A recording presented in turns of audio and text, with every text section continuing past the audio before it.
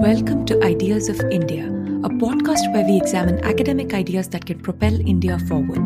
My name is Shruti Rajagopalan, and today my guest is Uday Bhatia, who's the author of the book Bullets Over Bombay, Satya and the Hindi film Gangster. Uday is a film critic and film writer with Mint Lounge. He's previously worked with Time Out Delhi and The Sunday Guardian, and his film writing has appeared in The Caravan, GQ, The Indian Quarterly, The Indian Express, and The Hindu Business Line. We talked about the iconic Hindi movie Satya, the larger Hindi cinema tradition of gangster films, and Vigilante Cops, Mumbai in Hindi cinema, non-fiction film tradition in India, film music scores, Uday's intellectual influences, and much more. For a full transcript of this conversation, including helpful links of all the references, click the link in the show notes or visit discoursemagazine.com.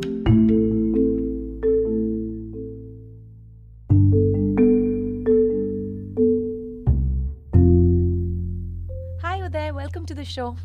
Thanks for having me on, Shruti.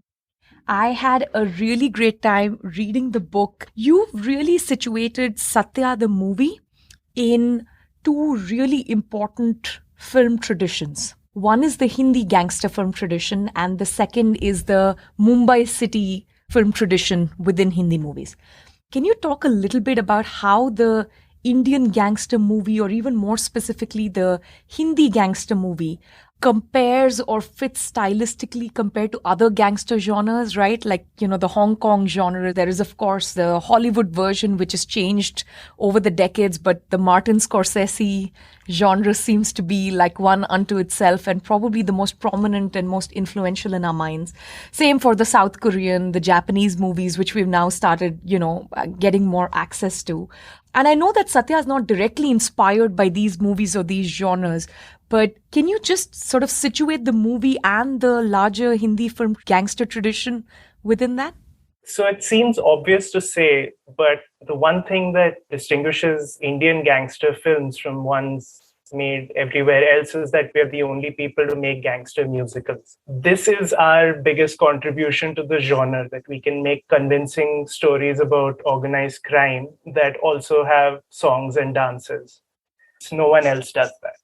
That might be the one thing that an Indian gangster movie would give you, which you cannot get in any other traditions. Of course, you've had the odd gangster musical even outside. You have Guys and Dolls with Marlon Brando and Frank Sinatra, but they're one-offs, whereas nearly all our gangster films are musicals. But having said that, the gangster genre in India has been a lot slower to develop as compared to nearly everywhere else in the world. You could probably take it back to the early 50s, to the Navketan films, which were sort of noir, thriller, comedy hybrids. Not really gangster films, but you could see the influence of gangster films on them. So they had a lot of nods to the Hollywood films of maybe 2 decades earlier, or 1 decade earlier. They weren't hard-boiled like them. They were a lot sweeter. Mostly a lot of them starred Dev Anand. A couple of them starred Guru Dutt, Ashok Kumar, even Shami Kapoor had a couple of them. These were your original Hindi crime films, but you wouldn't really call them gangster films.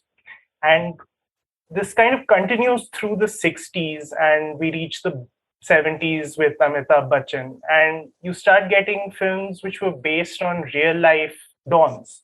And that's when the genre starts at least acquiring an outline, because you have real life figures to base your character. You have Bachchan doing a version of Haji Mastan in Diwar, or you have Pran as a version of Kareem Lala in Zanjeer, or you have Premnath as a matka gambling kingpin of the time crossed with the Godfather in Dharmatma. So that's when you started getting gangsters of a sort, even though it was very different from the kind of gangster films that one had seen in Hollywood and other countries by then.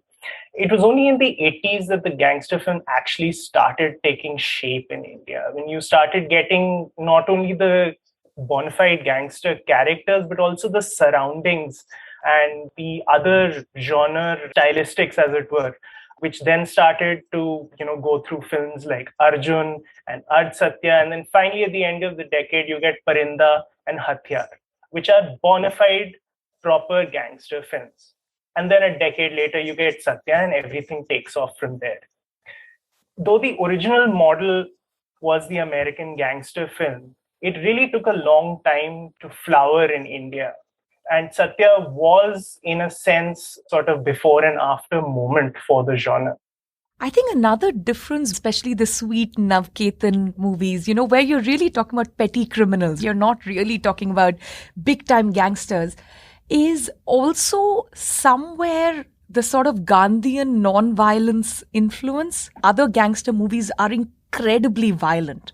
In fact, the selling point of the genres is that this is violence and parts of the violence are glorified.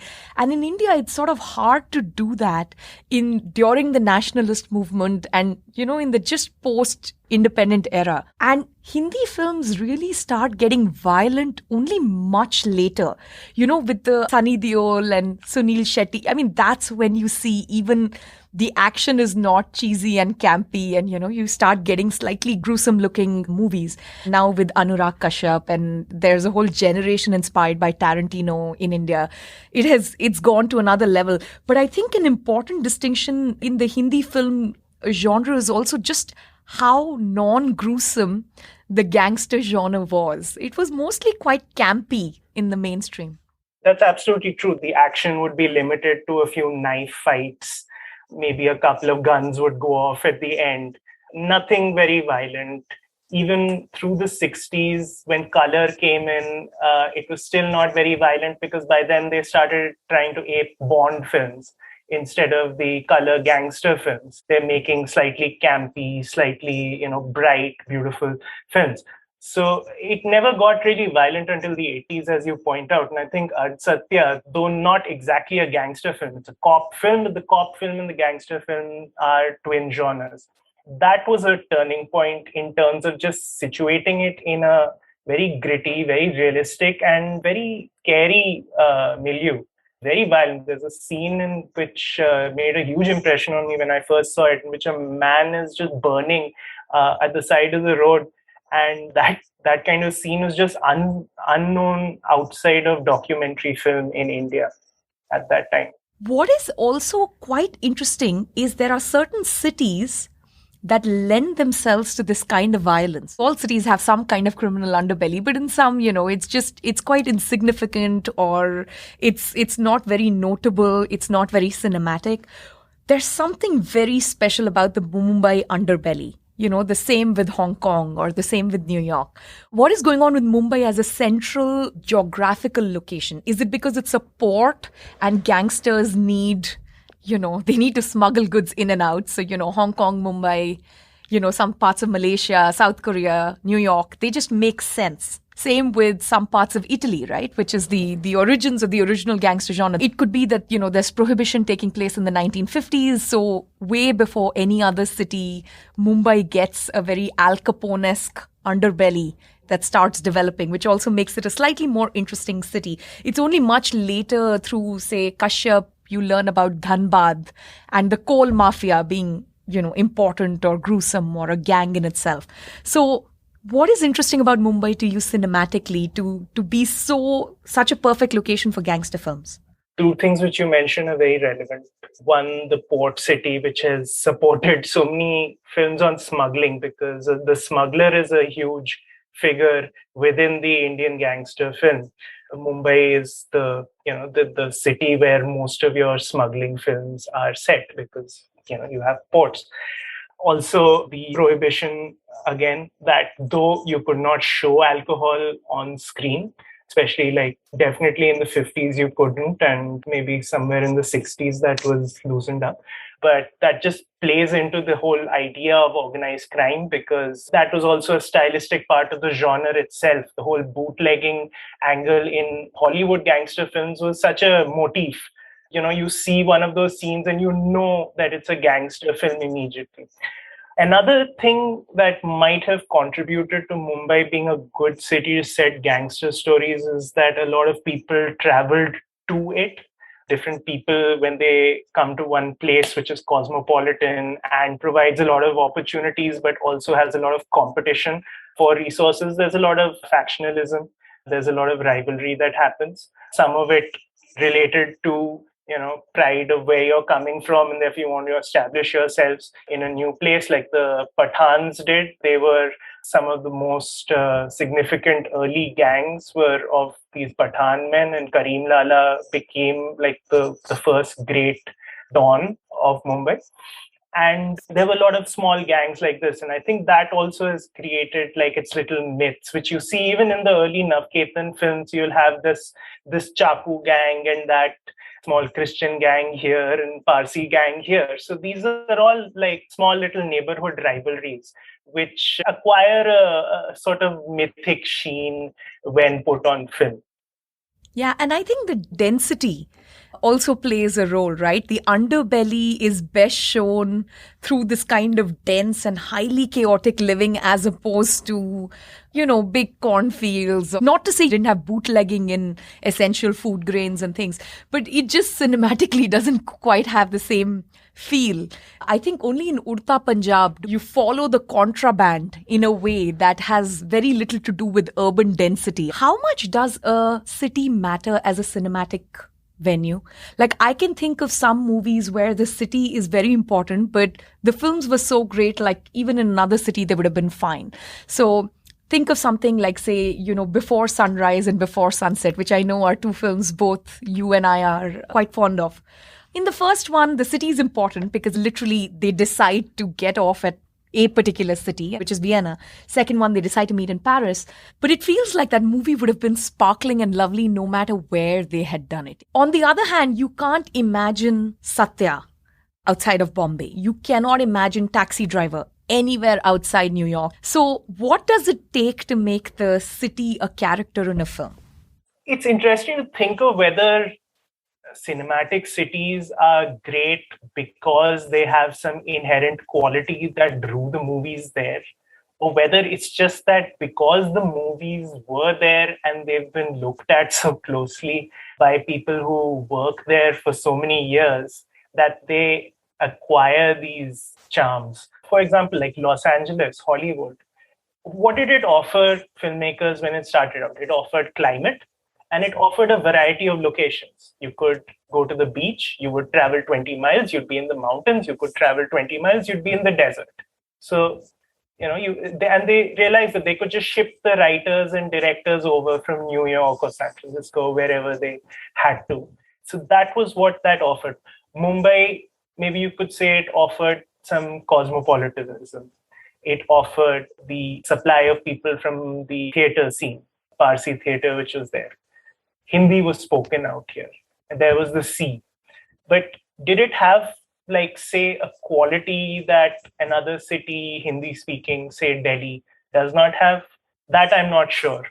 It's just that we have seen Mumbai over so many years, over 10 decades now, through the eyes of so many filmmakers, that it sort of acquired this character of its own. I feel that if, say, Delhi or another city had offered those same opportunities to become a place where films are made rather than just a place where films are shot, it would also have that kind of reputation. If you look at like even the other great cinematic cities, they are mostly places where films are made. Hong Kong, Paris, Tokyo, Los Angeles, Rome. The example of a cinematic city where films are just shot but not made are very few. I watched Satya again last night after maybe 20 plus years. And I thought one strand which I had completely forgotten about all these years, which came back to me, is the vigilante police subgenre, which has become a big thing in India now. Paresh Rawal and his big speech about the system and how his job is necessary and he needs to sort of, break the rules and, wiretapping, torture, all these things just need to be done and are part of the toolkit. There's always been the Hindi film hero, vigilante hero, right? That's kind of been a trope in Hindi cinema. But the way we think about police procedurals breaking procedure specifically because that system just doesn't work, that I think is a more recent last 20, 30-year phenomenon. And it feels like Satya is also at the beginning of that. I think Ram Gopal Varma has a lot to do with it because right after Satya, he made, Shool, Ab Tak Chappan. These are very clear. They're not gangster movies. They're police, vigilante justice movies. And with Ab Tak Chappan especially glorifying the encounters, which is, police extrajudicial killings as the heroic feat, in itself. What do you think about Satya in this larger arc? To me, that might be the lasting legacy in some sense. I don't know if I'd describe Amod Shukla or Khandilkar as vigilante per se, since they stay within the broad parameters of the law by Hindi film standards, which is not very high. So a little bit of torture, an encounter here or there. We don't even really think of that as a vigilante cop. It's pretty much by the book. But Khandilkar does become something of an encounter cop, as we say in India, by the end of the film. If you look at the newspaper print right at the end, after everyone dies, they call him the new encounter king, which was something that they were calling cops in Bombay who had a lot of criminals shot. Extrajudicially. Khandilkar's trajectory is actually somewhat close to, again, Arj Satya, a film that Verma admired a lot and which he based his first film, which was Shiva, largely on. That is that a law-abiding cop loses his bearings towards the end of the film and he kills a criminal in cold blood. In Satya, of course, our sympathies are with the criminal, and in Arj Satya, our sympathies are with Om Puri's cop, even though he is quite far from redemption. And it's difficult to root for him at the end. It's just that he is at the center of that film. It's true that, as you say, the vigilante film has acquired a lot of significance in recent years with films like Simba and Mardani and its sequel. And these are very crude films at one level, but they're also very disturbing at the other level in their triumphant celebration of these people and their quote-unquote victories over crime. Whereas something like Ab Tak Chappan, even though you suspect that Ram Gopal Varma is pretty much on the side of the cops who are killing criminals without due process, but they still has enough of a gray area to have some doubt, whereas the new ones that are coming up have no doubt at all.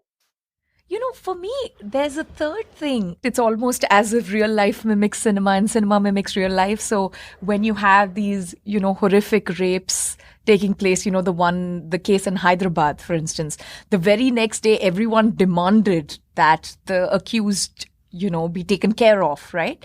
And the police actually just went and shot him, and it was a hugely popular move. And this is loosely the script of Simba, right? And the movie made a lot of money. It's one of the most popular heroes in Indian cinema. So it's almost as if it's fueling a new kind of, narrative. But to me, the more interesting thing about the police genre in India is cops have always been portrayed as only one of 3 or 4 things. They're honest versus corrupt, or they are just plain incompetent. This is the 70s movies where the cops always show up like 10 minutes after the event, right? They're almost an afterthought. And the third is the cop as this, vigilante hero. We don't have a tradition of proper police procedurals. Like, something like Delhi crime, for instance, like, someone who has a very quotidian life collecting evidence in the most difficult circumstances possible and needs to navigate that, however one does. Like the cop genre in one sense is missing from India altogether, and any subgenre that exists is just vigilante. Pretty much. You mentioned how Verma went from films about gangsters to films about cops. For me, I think he sees them all the same way. I think he looks at them as rebels, and his sympathy is always with any form of rebel who comes, whether he's like a college thug which is his first film, Shiva, or he is the Tapores in Rangila, or he is the gangsters of Satya and company, or he's the cops of Ab Tak Chappan or Shool. Also, these are people who are breaking the mold a bit, like, and I think in that sense they're a little bit autobiographical for Ram Gopal Verma, Absolutely. who thinks the everyday life of the criminal and the gangster has become this lasting genre unto itself. Right? Satya comes out in 1998, and I think that's the first time you see this happening in India, right? Someone where they go and eat, where they go on a date, they're having coffee, they're chatting, they're telling jokes, and bam, in the middle there's a shootout. But you really see that starting the following year in something like The Sopranos. And after The Sopranos, I think every single TV series is a wannabe Sopranos in some shape or form. You see it done quite differently and maybe even better in The Wire. But this everyday life of the gangster and how he gets yelled at by his wife at home or struggles with his daughter's college admissions. This is a trope that Hollywood, Bollywood have seemed to have found. That's absolutely true. There was one film before Satya that hinted in that direction, which was Sudhir Mishra's Israt Ki Subah Nahi, which has gangsters as more fully realized people than the admin who they brush up against in the film, which I thought was a nice little bit of class commentary out there. You really see that change after Satya in something like Maqbool, in which the characters are so fully realized that being a gangster is a very small part of their personality.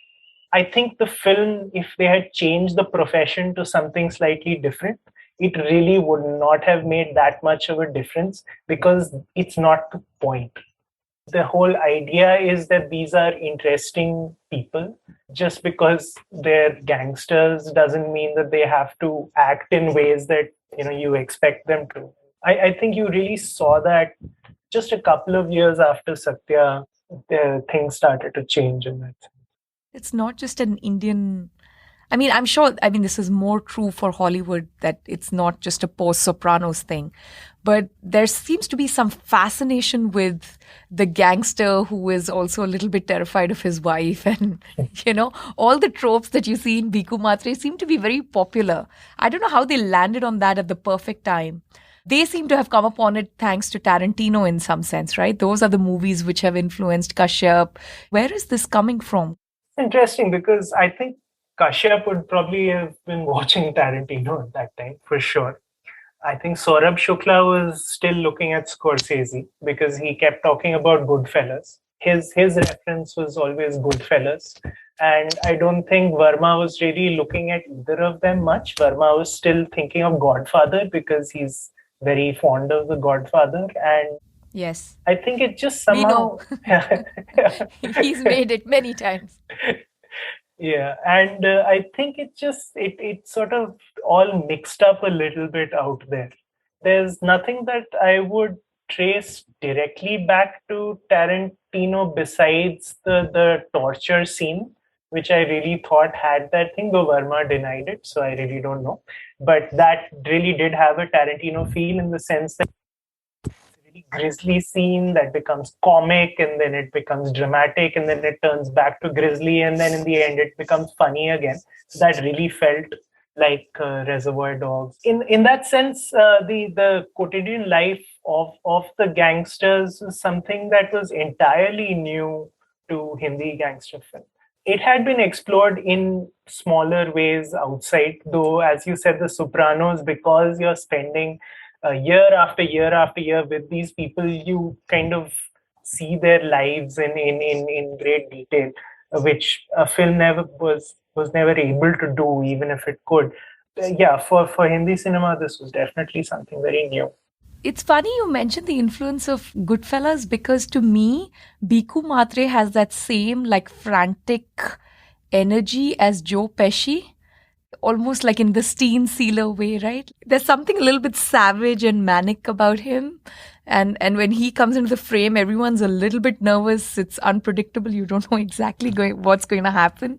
I can't think of too many actors like Joe Pesci, and Manoj Bajpayee seems to be the Joe Pesci of Satya in some sense. Yeah, you can definitely, I think, draw a line from there to those. I'm sure Bajpai would be very happy if you suggested it to him, that you reminded him of Joe Pesci in Goodfellas. Also, he'd probably say, "Yeah, yeah, I definitely wanted that effect only." Another interesting theme in Satya, which you've spoken about a lot when you discuss how the film came together, is that it also kicked off or at least revived a tradition of the ensemble movie cast in a film or a cinematic tradition, which is typically, boy girl or boy boy girl or girl girl boy love triangles or family dramas. This is really the mainstay of Indian movies. Usually, there isn't much of a role for a big ensemble cast, but it seems like after Satya, that became a new thing, right? So everything that we do today, whether it is, Khosla Ka Ghosla or Peeply Live, even Luck by Chance, say something like Khosla Ka Ghosla, right? No major film hero headlining it, right? You have Anupam Kher like Paresh Rawal and Satya, which is like one or two big known names. Everyone else is, you think you've kind of seen them, but you can't quite remember their name. The same is true for something like Peeply Live. The same is true for Aankhon Dekhi. In that sense, it's really a tradition starting with Jaane Bhi Do Yaro. Very memorable characters, fantastic actors who do those bit parts, and something emerges which is greater than the sum of its parts. Is that a good way to think about Satya? I think that's absolutely correct. I think one of the bigger contributions that's never really talked about, because it's weird to think of it like that, is how Satya brought about a revolution in the way casting was done and the way actors were fitted for parts. You can see that within 3 years of Satya. Things are entirely different for that mid range sort of film. It wasn't just that they looked different or they talked different, it was that they had the right people in the right roles. Suddenly they just, and the value of a good role in a good film suddenly started to seem very attractive to young actors, rather than a small role in a very big film in which they'll be completely sidelined. I'll give you the example of Sushant Singh in Satya. He has a two-scene part in this. He just about hustled his way into the film. He really wasn't on anybody's radar because he's like a theater actor. He'd come from Delhi. He was in Bombay. He's a struggler. Somehow he managed to get his photos through to Anurag Kashyap, who then took them to Verma. And the small part that he had to play, which is of this goon whose face Satya slashes at the start of the movie, that part was already cast. But Verma liked his look. He had a buzz cut, tough guy, and he looked tough. And Verma was like, "Okay, let's try it out." And so he got that really small part, and he improvised something in that scene. He screams after Satya slashes his face, and that scream wasn't really planned. What happened was that Verma was so surprised he didn't call cut, and the scene went on, and it became a lot richer and funnier after that because of that scream. After that happened, Verma said that scene changed his whole approach to the film, because he realized he had to make it looser, he had to allow actors to improvise, he had to make it look more natural. And he said that screen changed my whole perception of how I was going to direct this film. And Sushant Singh went from two scenes in Satya to the third lead in Kaun, which was Verma's next film, just on the basis of having improvised that small moment. Yeah, and even other actors, like I watched the movie again last night. I had no idea Manoj Pava was in Satya. If you had told me, I would have been like, what? I have no idea where he is. Sanjay Mishra right? Also? Sanjay Mishra is there. Under the Bajaj scooter, he gets stuck and in that torture scene. But you see Manoj Pava and you're like, wow, now someone got him a bit role 23 years ago. So then you have the right actor in Mulk or Article 15 or something like that, right? Like you needed all these people who showed up in Bombay to at least get tiny parts to keep them going. And to that extent, I think that's another big thing that Ram Gopal Verma did, which is every tiny part is cast by I was surprised by how many really great actors are there in a blink and you miss scene in Satya. Not just the really well cast immediate Bhiku Matre crew. Do you have a favorite side character in Satya? I think Manoj Pava is my favorite, very, very, very on the fringe character because he's just. There is something really delicious about this. This is the context is that Satya shows up. I mean, the first scene you see him show up at the train station and, like this big panning out shot where he could be anyone who showed up. And after that romantic gesture, the next scene with Chakravarti is him spending the night in what is effectively, what is a description of his living digs? Tabela, a cowshed. A cowshed, right? Where you actually someone is milking cows and there's a butcher and all this stuff is going on. And basically the butcher is also his landlord of some sort, right? This guy is taking money and the way he's selling it to Chakravarti is that you don't need an alarm. Right? It's the cows will start mooing in the morning and you'll just wake up and you'll get to work on time is the sales pitch. I love Chandar. I think that character he just wins you over. And I think also the way he dies and sort of Bhiku Matre's reaction to Chandar's death, you feel for this guy. I think Namdev in the last scene when his body is flapping about, I think that's an extraordinary performance. I mean, it's a great character, right? Namdev's really good. He has like maybe 4 scenes in the movie. He makes all of them count because he's built up. He's like, bhau aayega, bhau ye karega, wo karega. He's just, he has whatever, whenever his scenes are there, it's just really solid. Yeah, and he has that presence. And I think the screenplay is also very clever in that his presence looms large in the movie. Because even in the scenes where he's not there, he's talked about a fair bit. I think the guy who plays his bodyguard is fantastic. Like, he's just terrifying. He's a Telugu actor. I can't remember his name. That guy's fantastic. His name is Banerjee. Banerjee. He's so good as the heavy. He's the muscle for the dawn. Speaking of the Namdev character, I just wanted to once again sort of zoom out into the larger sort of description of Satya. So in the 70s, all your criminals are sort of, these smugglers and dons who are literally hoarding gold because gold is controlled, right? Or they're bootleggers because, alcohol is prohibited. They have these ridiculous dens. They have horrible costumes and things like that. To my memory, Satya is the first film where now the role of the gangster has changed. I mean, you can also read the academic literature on this. Like Milan Vaishnav has a book called When Crime Pays, which is talking about how there's the evolution. Initially, it was the criminals and politicians getting together. And after the 1980s, the criminal becomes the politician because that vertical integration has a lot to do with campaign finance and, how elections are conducted in India. And you see that with Bhau and you see that with Bhiku Matre, right? Bhau used to be the Bhiku 20 years ago. And he's the criminal who has now come up and become the corporator or, standing for elections and things like that. And one day is touted to be the chief minister. So I think that's a very interesting pivot in Satya. You see that in movies after. You don't see that in movies before. Satya is also a very interesting movie about the criminal underbelly in that it's one of the first post-liberalization movies about crime, right? And you can immediately see that difference. All their gang work is their conversations are film financing because film finance actually gets liberalized in 1998 and banks, the RBI notification that can lend money for a film project only comes in 2001. Right.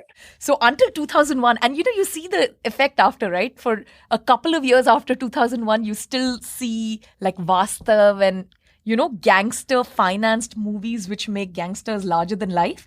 And then the gangster financing just kind of disappears from Indian cinema. So it also shows criminality. It's a very interesting point in Indian economic history in some sense. The gangster as a heavy for a politician was in the works, you could say, even in the run-up to Satya.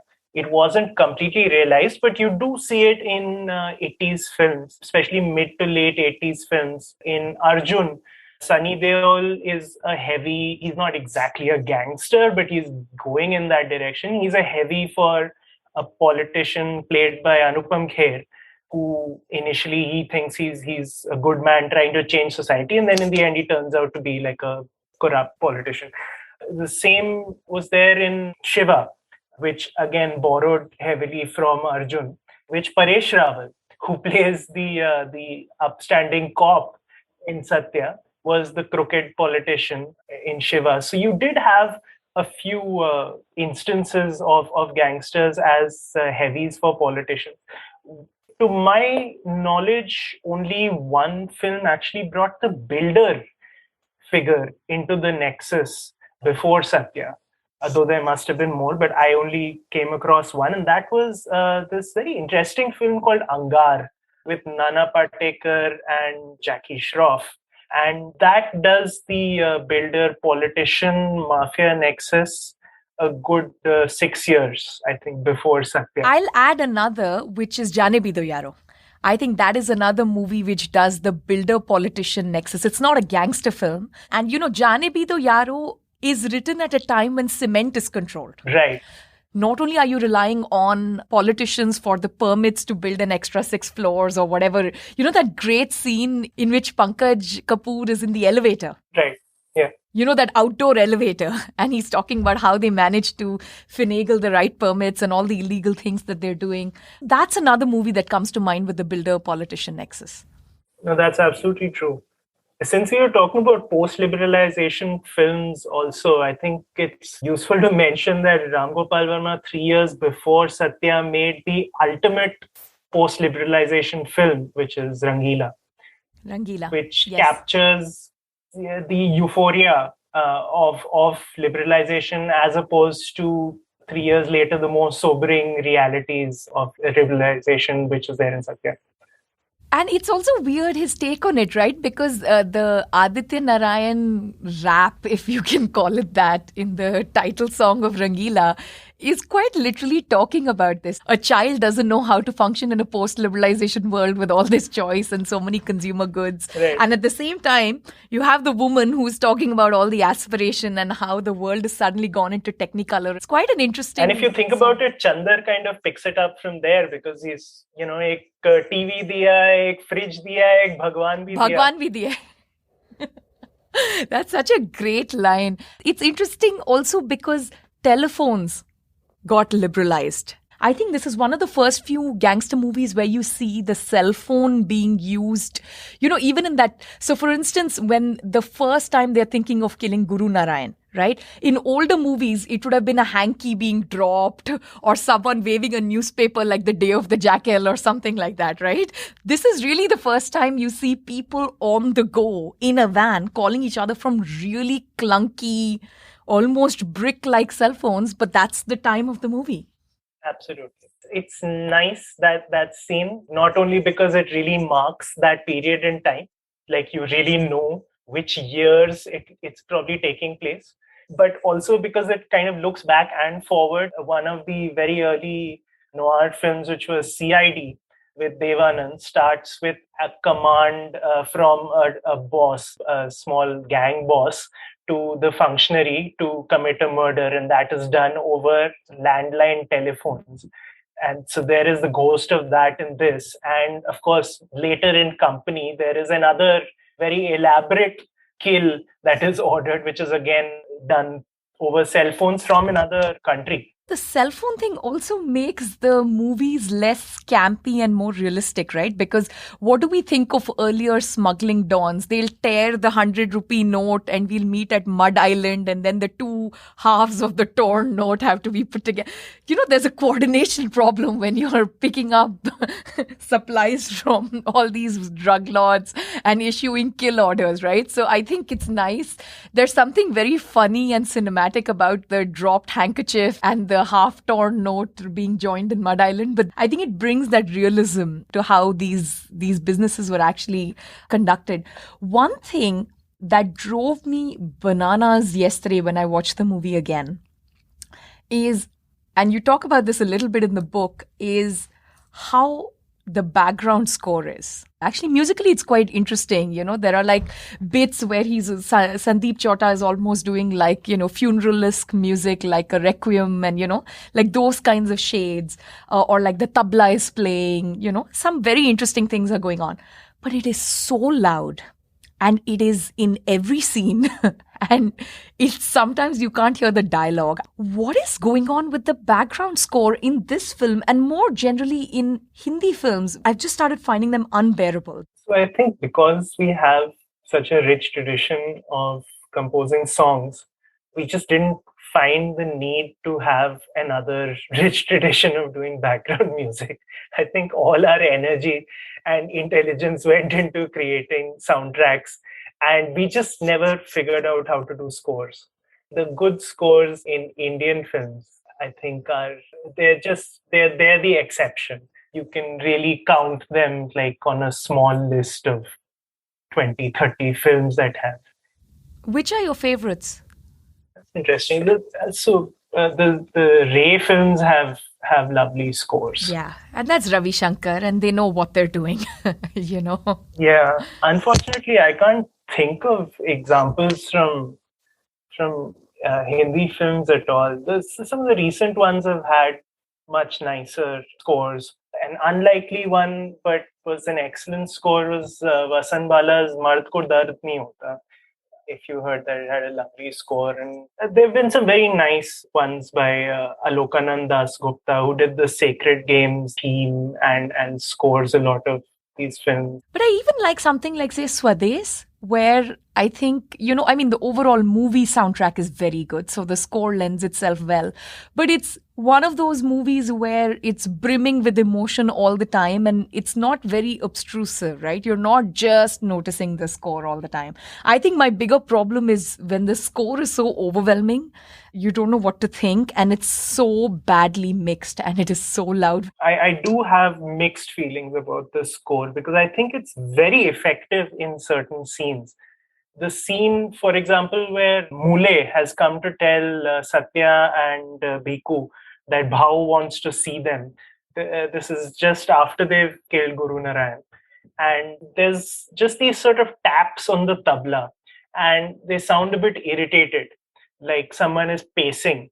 And that irritation feeds into Mule's body language and later Bhau's body language. And it's actually like a little warning that even though you've achieved a victory, things are not actually going well for you. Some of the themes at the end, also the flute theme and Satya's dying, is a very nice theme.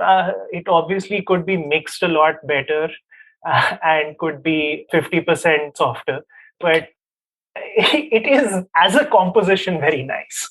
The thing you just talked about when Satya is dying, to me, I don't remember too much from the first time I watched the film, right? I remember Goli Maar Bheje Mein being like this, the thing I walked away with, which was amazing. The Uphar thing was very chilling because, I've grown up in Delhi. But the lasting memory from Satya was just how Bhiku Matre died. It happens in a split second. I almost feel like, we missed something and he's going to stand up, right? That's what Hindi film heroes do, or even the villains, right? The good ones. Like, no one just gets shot and just dies in the blink of an eye. I don't remember too many death sequences like that before Satya. Do you? This is another big change that Satya brought about, which is just how to effectively kill people and how to do this properly on screen. No, I can't think of a single instance of a death like that. Of a main character in a film, just suddenly music cut off, everyone's stunned. I don't think it has any predecessor. Yeah, and it doesn't even pan to Bhiku Matre once he's dead. The camera actually pans to Kallu Mama's reaction to his death. It's like everyone in the frame has moved on very quickly. No one cares that there's a dead body there. Yeah. It's a very jarring scene. So I feel like another great contribution of Satya, not that we've suddenly evolved as a cinematic tradition overnight or even over 30 years, but we have slightly more realistic deaths today than we had pre-Satya in some sense. no long monologues at temples. I mean, you do have that with Chakravarti, who's kind of hanging on with his dear life before he sees his love one last time. That one is very Amitabh Bachchan-esque, like the walking wounded, like at the end of Diwar. So you have some of that going on. But I don't remember what Manoj Bajpayee did being done before this. No, both in terms of deaths and in terms of killings, I think Satya was something new. The producer's killing at the start of the film again, it's done so quickly. It feels like a longer scene, but it's actually really short. Everything from the setup to the killing itself to the getaway, everything is over, I think, within 5 minutes. And the getaway is a sign of things to come in all Verma and Kashyap movies. Eventually, Danny Boyle, like the running sequence to escape the cops, that comes back in a big way in Black Friday, right? It's there in Wasipur. It becomes a thing of its own that Verma seems to have started. Yeah, absolutely. I don't think Kashyap thought so. He was a little defensive when I asked him that. I showed him the scene.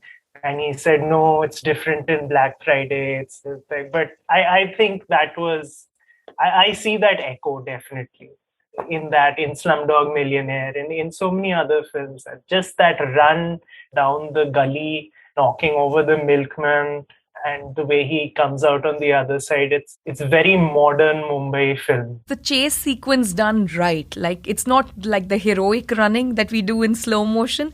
It's like actual running, bumping into things, falling down, picking yourself up. It's almost comical, right, in parts where he's running. And he's also Pakya from Rangila. So you almost expect some of that comical thing to emerge. Of course, that this is a different kind of movie. You talked about the killing of the producer. That is another big thing that Bollywood has now gotten rid of. Of course, the most shocking one is Gulshan Kumar's death, who was like the sort of music magnate of India and had his hands in all sorts of pies, right from film financing to greenlighting movies to, of course, distributing the music and so on. But it also changed the way the film was made. Right? I mean, even though this particular scene is not inspired by his death, but it seems to be a very important moment in Indian film history. It definitely changed this film. Even though it didn't inspire it, I think it changed something in the alchemy of the film itself. Definitely it changed something in Burma because his focus was shifted to how the gangsters' lives must have been before and after they went and shot Gulshan Kumar. And that gave him a slant which was very different from the kind of gangster films that were there before.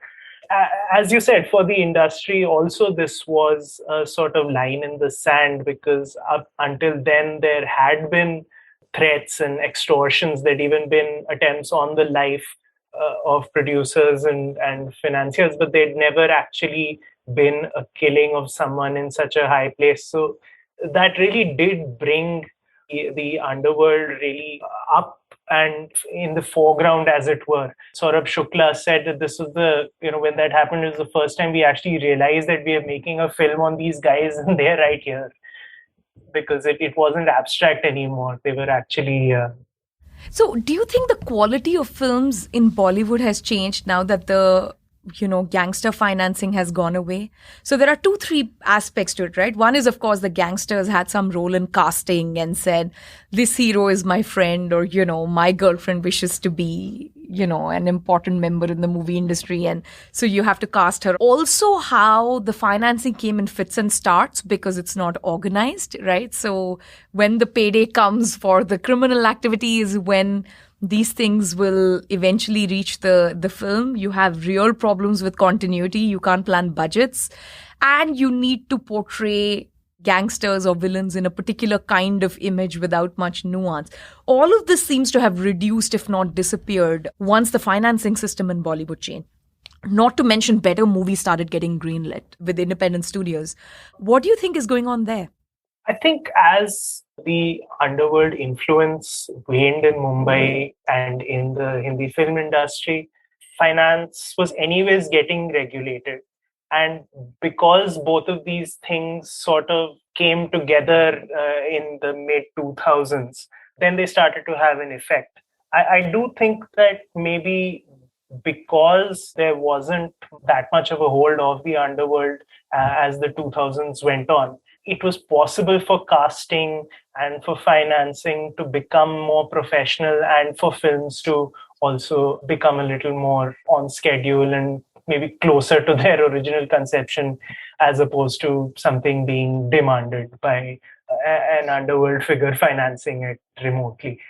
I think the other big impact it has is that the gangster film itself, which was always in Mumbai, almost exclusively in Mumbai, the Hindi gangster film moved out of Mumbai, which you saw in films like Omkara and then on to Rakt Charitra and then Gangs of Wasipur and on and on and on. And now Yeah, you and have Tamil cinema, Malayalam cinema have had their own genres for a long time. they've been doing their own gangster films, which are now much better than the Hindi gangster films.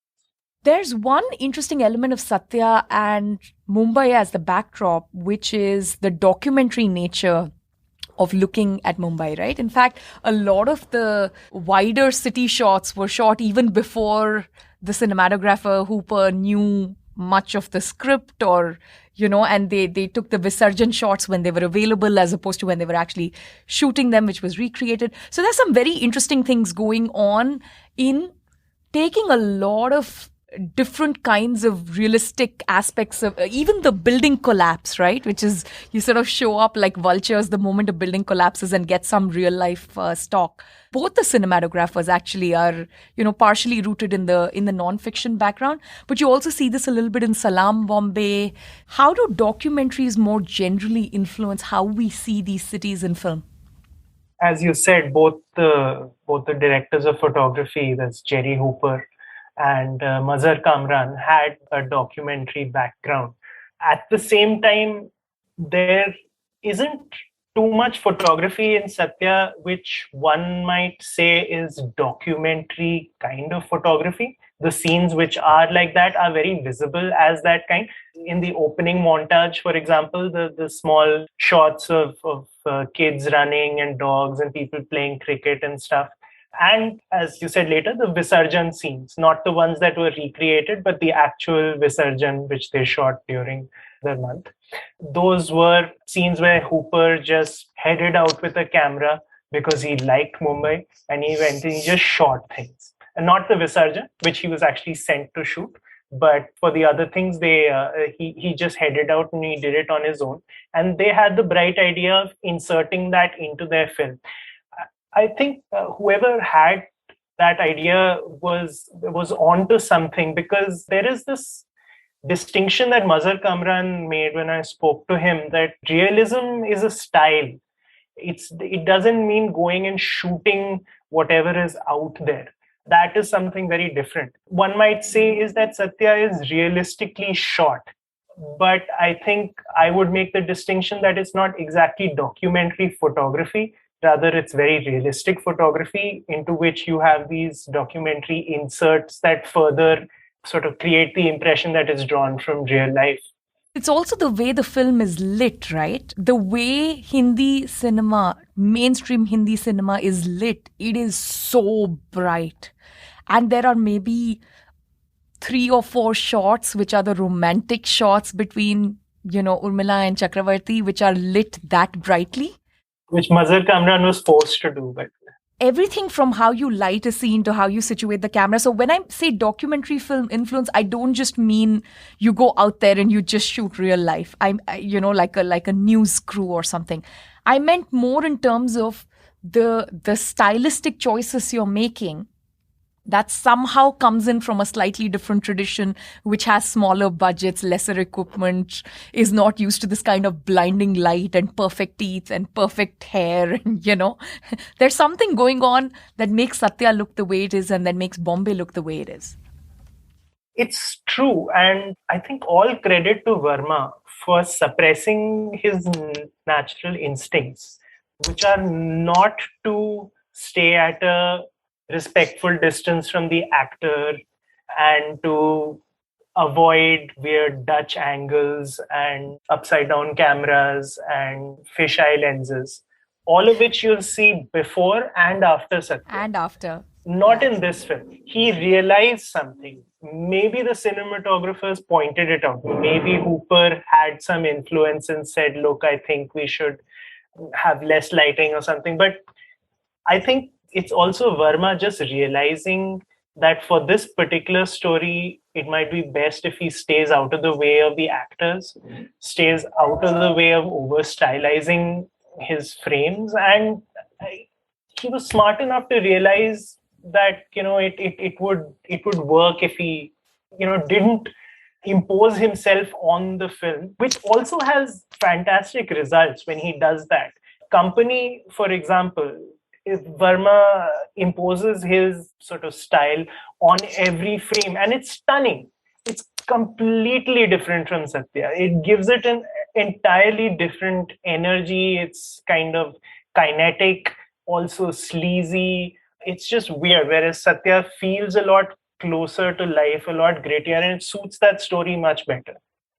Yeah, and Satya is about foot soldiers, right? Who are literally walking on the streets, taking the trains. Company is about the big bosses making decisions and that sort of percolating through the system. You have weird angles through which you get at them. There's something going on there, even about the nature of the film and the nature of the protagonist. Absolutely. Like the worldviews in Company are very warped. There's a lot of dislocation, both physical dislocation and emotional. And I think the style reflects that. Whereas Satya is a little more straightforward in that sense. And I think that also comes through in the style of this film. Yeah, Satya doesn't have too many close-ups with the quivering lip and the quivering eyes. Maybe the last scene with Urmila has a little bit of that. But mostly you don't have those tight close-ups of people and the beads of sweat and their, eyes twitching, which is a very Ram Gopal Verma style of doing things, which has gone horribly wrong in more recent films. I like both Vermas. I really do. It's just that the crazy style heavy Verma is, I think, 95% of his filmography, and the let's stay out of the way of things Verma, I would say, is Satya. Maybe the parts of Rangila that aren't the song sequences are fairly restrained. Not too many others. Honestly, Rangila has survived. You did a wonderful piece when Rangila came to 25 years recently. We chatted about it when you wrote that piece. It's another movie which I hadn't watched in 25 years that was just so clear in my memory. And also, it's also a Bombay film. It's looking at movies with a particular kind of, wide-eyed naivete. Right, the women work in both the movies, which is also uncommon for female leads of that time. Incidentally, both have jobs in the movie business, right? But there is something quite sweet about both movies, is that it's about very ordinary people who are in whatever circumstances that they are.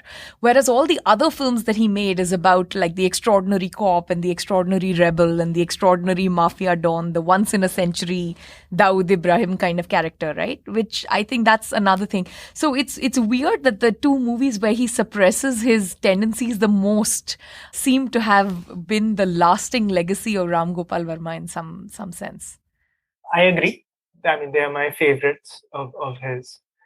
I've always found it interesting how both of them have a language that can very easily be identified as Bombay speak, but are so different. Both of them are immediately recognizable as Mumbai Bhasha.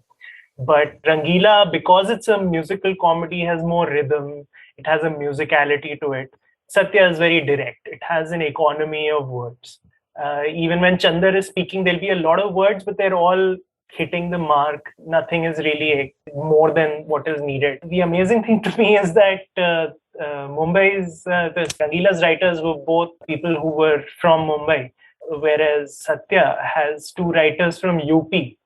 And it's testament to how India has grown up on hearing variations of Mumbai speak in the movie, that people who go there for even a short period of time manage to appropriate it so closely. And not only appropriate it so closely, but make one of the most quintessential examples of Mumbai dialogue. Like that film has become the example of how people in Mumbai speak, and those lines are quoted. And it's by two guys from UP. Even the lyrics, right? So Rangila has a quintessential Mumbai Tapori song, which is Yaron Sun Lo Zara, right? It's got Jeena Ho To Apun Ke Jaise Hi Jeena. These are very typical. You don't hear words like this. Normally, you don't hear lyrics like this, which are all a little bit Urdu heavy. And the quintessential, Bambaiya speak song in Satya is, of course, Goli Maar Bheje Me, which is again written by an Urdu poet from Punjab, right? And that story is quite wonderful. You tell it in the book well, but it's a different kind of Mumbaiya language, right? It's also a little bit more realistic in that, a guy who sells tickets in black is going to be quite different and far less violent than the guy who is torturing, rival gang members for a living, right? So the harshness of Goli Maar Bheje Me, which is literally about shooting people, right, is quite different from Apun Tupun, the kind of things that you hear in Yaro Sun Lo Zara. It's quite a sweet song. Absolutely. Yeah, it's that sweetness is perhaps only there in the few moments with Bhiku and Pyari and Satya and Vidya. Satya and Vidya becomes a bit schmaltzy for my taste.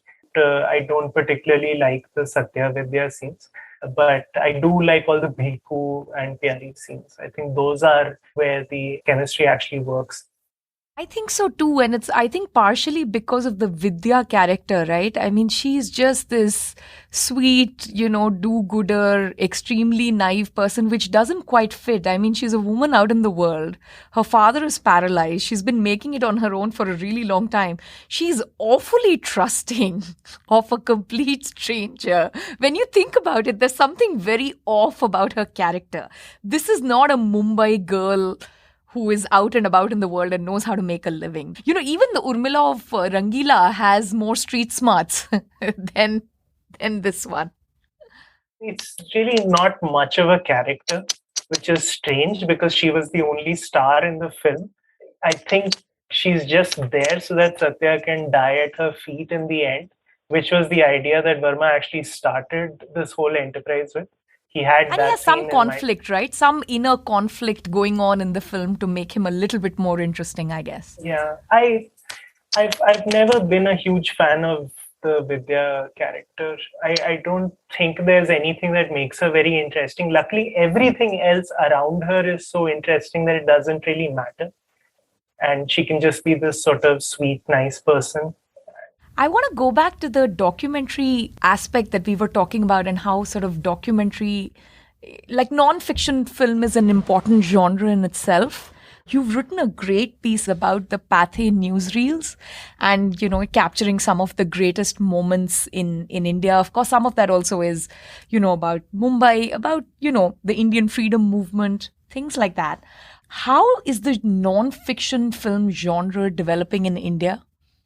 Unfortunately, I don't think non-fiction film has come along the way people were hoping when digital cameras came along, because that really freed up non-fiction film elsewhere. And it to an extent, it did in India as well. But it's very tough for non-fiction filmmakers out here. They never get a theatrical release. And it's difficult, obviously, to get funding. People don't understand how they're going to sell your film because it doesn't have stars. Producers don't know how it will make back their money. And a lot of the time, the subject matter is also something that comes under censorship, or the government doesn't like it, or someone else doesn't like it, or someone puts a stay on it, someone takes them to court. So there's a lot of things going against non-fiction film being successful in India, and it's developed sort of slowly. There have been some really great films recently, not really recently, but maybe the last 5-6 years. There was an excellent one called The Cinema Travelers by Amit Madheshia and Shirley Abraham. This was just a fantastic film. There was one called Katiyabaz, which was set in Kanpur, which was about one person who steals electricity from the main power grids, which is absolutely unique. I thought that one was great. And there are a lot of smaller examples of documentaries, excellent ones that have come out. Anand Patwardhan every 4 years or so comes out with a big epic work that gets banned by whichever government is in power. It's not like there aren't very good documentary makers. It's just that there is no support and no distribution, and it's very difficult. So that sort of crossover which should happen between fiction film and non-fiction film, where directors should be able to go from one to the other, like Scorsese does or Spike Lee does. You see them ever so often just making a documentary in the middle and then coming back to fiction film. That doesn't happen here enough, which is a bit sad. There was a small example, though, in a recent film that really delighted me, and it links in a way with what the piece which you had brought up, which was on early non-fiction film in India. There's this cop film called Class of '83, which was recently released on Netflix out here by Atul Sabharwal. Bobby Deol was the older, grizzled cop. He's not bad. In that, the filmmaker did a very clever thing. I don't think that it was a huge budget and they had to recreate 80s Bombay convincingly. And what he did was he took old films division newsreels from Bombay and he cut off like little scenes and he inserted it into the action in a way that it didn't look like newsreels, but actually looked like part of this film. It's just that I had seen the originals from where these had come and I knew they were newsreels, and that delighted me. I thought that was really so clever, and it's something that I really wish a lot more filmmakers here could do, but it doesn't happen very often.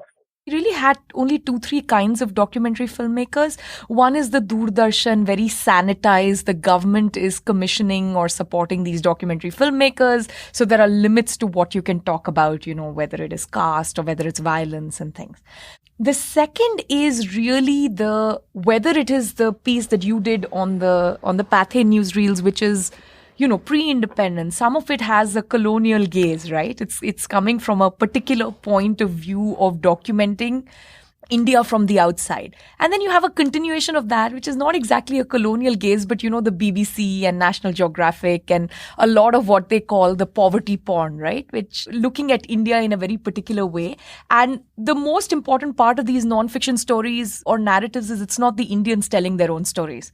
So other than someone like Patwardhan, as you said, who keeps getting banned, we don't have a tradition of Indians telling their own narratives in film which are not fiction.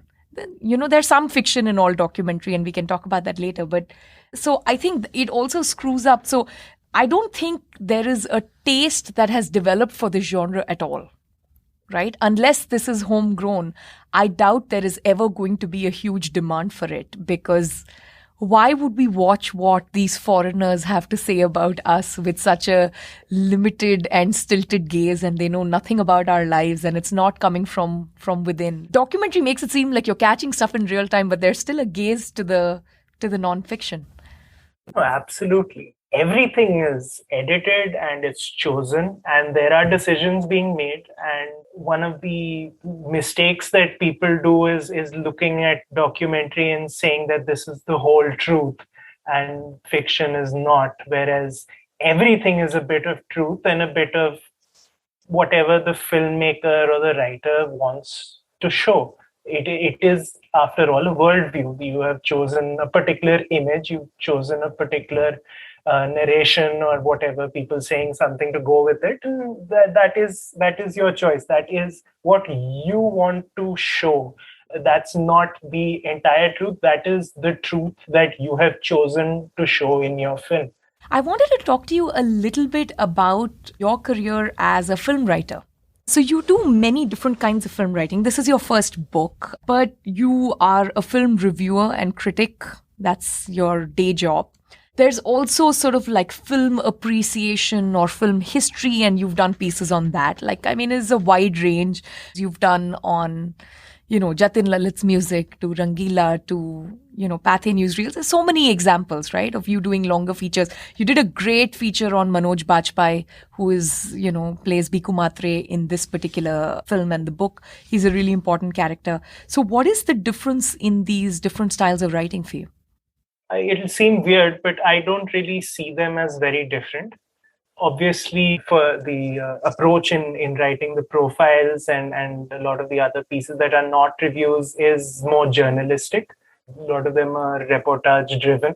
I think what I like to do is bring a certain similar approach to whether it's writing a review or writing a profile, which is that to try and situate something in the context of what I see it. So maybe it's a historical context or a social context or a political context. And I try and do that across, say, a review or a profile or even an interview, where my hope is to sort of give the reader an insight into not only why something might be good or bad or worth their time or not worth their time, but where this sort of stands in the broader history of that particular thing. If it's a cop film, then does it deviate from what normal cop films are? If it's a newsreel, like were there does India have any history of newsreels in that sense? So just in terms of that, I don't see them as that different from each other, though of course the approach does differ. What is your writing process? So I'm a late sleeper. So I write into the night. So I guess that's one cornerstone of my process.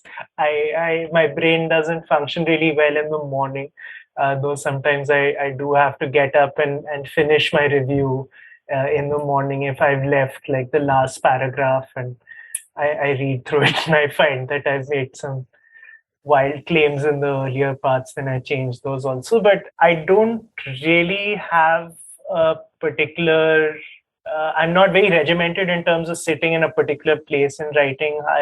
There are a couple of places around the house that I'm happy to do it. I did have a bit of a routine going when I was actually traveling for the movie reviews, in like going to the halls and stuff. That has been disrupted in the last year and a half. I haven't been to a movie theater. That process would sort of expand to include going there.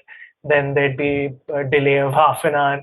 Then the movie would start. There'd be the interval. There'd be the other people around there. On the ride back home, you're already trying to compose the review in your head before you even get back. So I was very used to that process. So it's a little weird in these last year and a half sitting at home and trying to write without having any of those distractions, because those distractions actually became part of my writing process.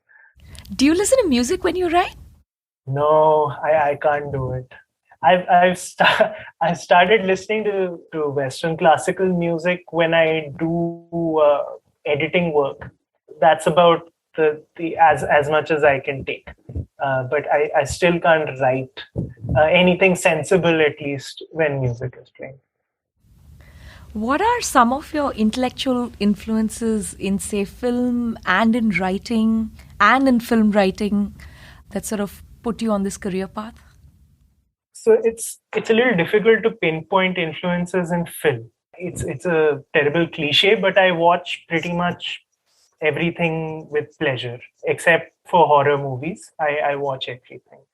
I don't really have a favorite director or a favorite list of films, because it varies too much and it changes too much. So I never really bother with that. But I do have specific influences in film writing. Actually, I used to read a lot of music writing before I even got into film. So a lot of the writers whom I loved in college were all music writers. They were Lester Bangs, Grail Marcus, Dave Marsh, David Frick. I used to read their books and their pieces.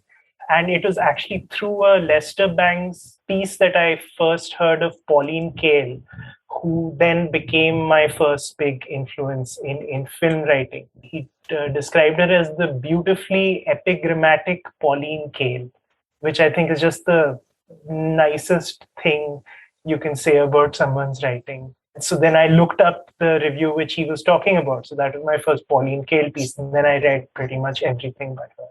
So she was a huge influence. And then there's another English writer called David Thompson, who's written perhaps my favorite film book, which is called Have You Seen 1001 Films to Watch Before You Die?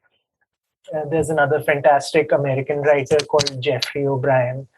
And there's the reviewer for the New Yorker, Anthony Lane, whose flow is just a thing of beauty and very difficult to replicate, but one tries. What about like Indian influences? I very much like Jay Arjun Singh's Jaane Bhi Do Yaro book.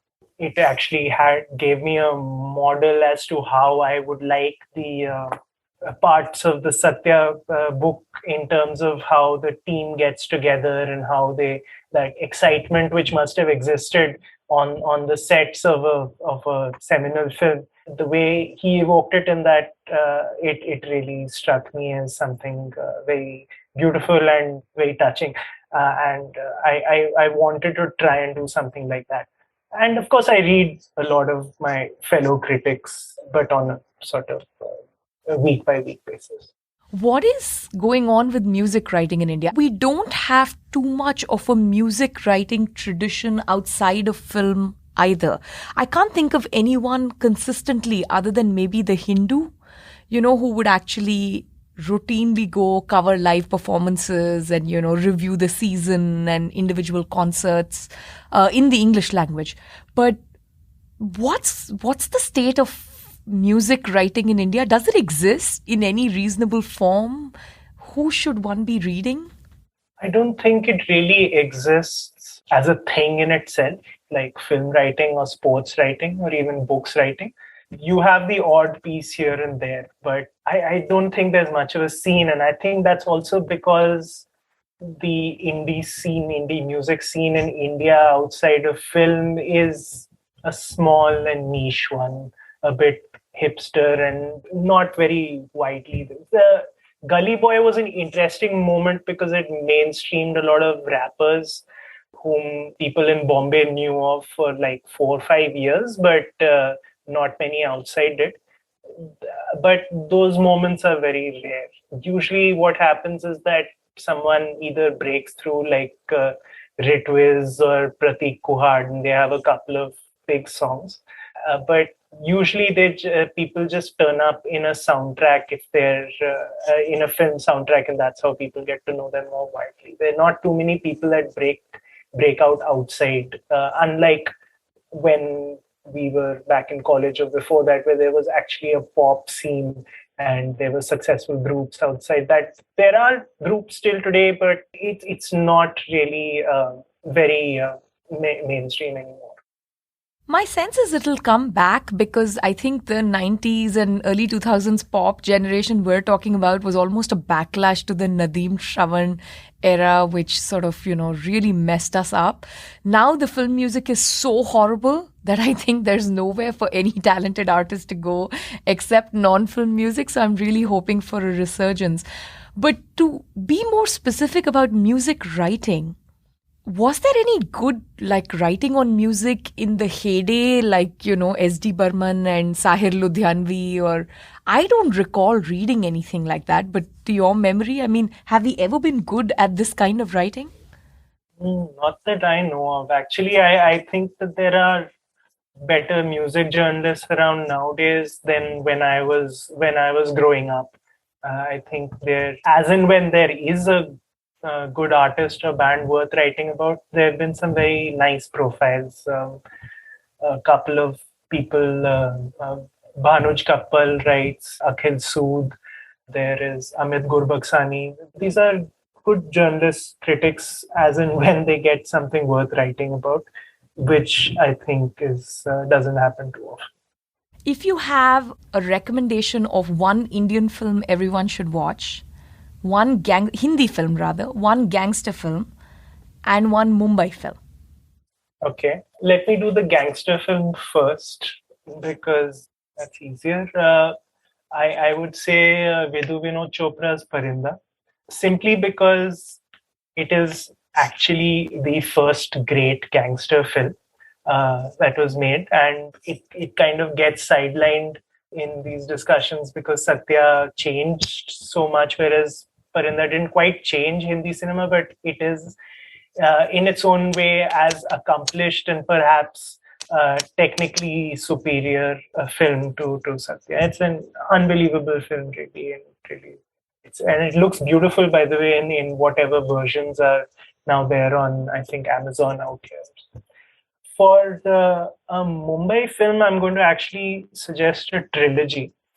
These are the three Mumbai films by Saeed Mirza, who I think is one filmmaker who really sees Mumbai for what it is, like no other things. This is Arvind Desai ki Ajeeb Dastan, Albert Pinto ko Gussa Kyun Aate Hain, and Salim Langde Pe Matro. These three films are, you could kind of map Bombay from the start of the 80s to the start of the 90s through these three films. And one Hindi film. Any genre? Yeah. Huh. Okay. I can't remember the last good Hindi film that I saw, so I can't really... Any genre, any time period. I'm gonna, just because I saw it recently and it was just so much fun, and I don't think it's aged one bit. I would suggest people see Teesri Manzil if they haven't seen it recently, for no good reason except that it's just pure fun, and it's also just so technically accomplished that I think people don't quite realize how good a filmmaker Vijay Anand was. And it's got the best music. I love the music of Teesri Manzil even today. I'd seen it for the book, but I just ended up watching it again because I was just so taken by it. What are you binge watching right now? I am seeing the second season of Ted Lasso and wondering why I'm 1.5 seasons deep into a show that is objectively terrible. Tell me a show that you're binge watching and happy about right now. I can't think of anything else that I've seen recently after Queen's Gambit that I really like. Uday, thank you so much for doing this. This was such a pleasure. Thank you so much. This was great fun. Thanks for listening to Ideas of India. If you enjoy this podcast, please help us grow by sharing with like-minded friends. You can connect with me on Twitter at @SRajagopalan. In the next episode of Ideas of India, I speak with Alice Evans about female friendships and fraternal capital. I want to share a new initiative at the Mercatus Center called the 1991 Project. On July 24, 1991, a budget speech by India's Finance Minister Manmohan Singh changed the course of Indian history. He announced a series of reforms that would help India shed parts of its socialist command and control economy and embrace markets. This would lift 250 million Indians out of poverty in the following decades and leave no part of Indians' lives untouched. The 1991 Project is an effort to revive the discourse on growth-centered economic reforms in India by focusing on the economic ideas that drove these reforms. In the coming months, we will publish essays, data visualizations, academic papers, oral histories, podcasts, policy memos, all demystifying the Indian economy and the 1991 reforms to find a way forward. You can see all the content and subscribe to our newsletter for updates at the 1991project.com.